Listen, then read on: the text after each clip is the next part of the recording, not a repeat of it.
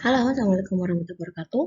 Hari ini kita masih akan membahas tentang Microsoft Word, beberapa format yang terintegrasi dengan aplikasi lain, dan beberapa format lainnya juga. Yang pertama kita akan bahas tentang grafik. Grafik adalah gambaran pasang surutnya suatu keadaan atau data yang ada dengan garis atau gambar. Jadi grafik dibedakan jadi beberapa bagian, ada grafik batang, garis, dan lingkaran. Nah, untuk membuat grafik ini biasanya Office terintegrasi dengan Excel. Jadi data-data yang ada di Microsoft Excel, kemudian kita buat suatu grafik agar bisa digunakan di Office seperti itu. Kemudian tabel. Tabel merupakan suatu susunan data dalam suatu baris dan kolom ya, atau mungkin dalam suatu struktur yang lebih kompleks. Tabel berisi sejumlah informasi berupa kata-kata dan bilangan yang terus berturut-turut ke bawah dan kolom baris tertentu. Jadi kayak gini. Nah, sama seperti grafik, jadi data-data yang ada di tabel, di suatu tabel yang ada di Microsoft Word ini dapat diintegrasikan dengan tabel yang berada di Microsoft Excel. Kemudian ada page numbering. Page numbering adalah penomoran pada sebuah halaman di dokumen. Jadi kalau misalkan dokumen yang kita buat banyak, kita bisa dikasih halaman tuh halaman 1, 2, 3, dan itu halamannya ada yang di atas, di bawah, di tengah, di pojok atas, seperti itu.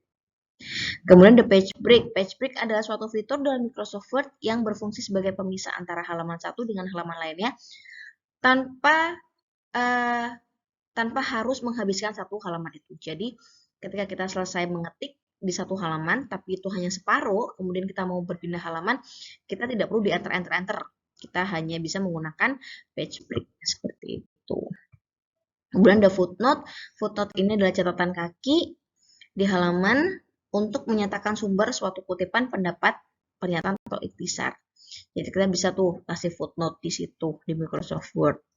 Ada juga shape. Shape itu adalah suatu tool yang terdapat pada Microsoft Word yang berfungsi untuk menyisipkan berbagai bentuk dengan ukuran yang diinginkan.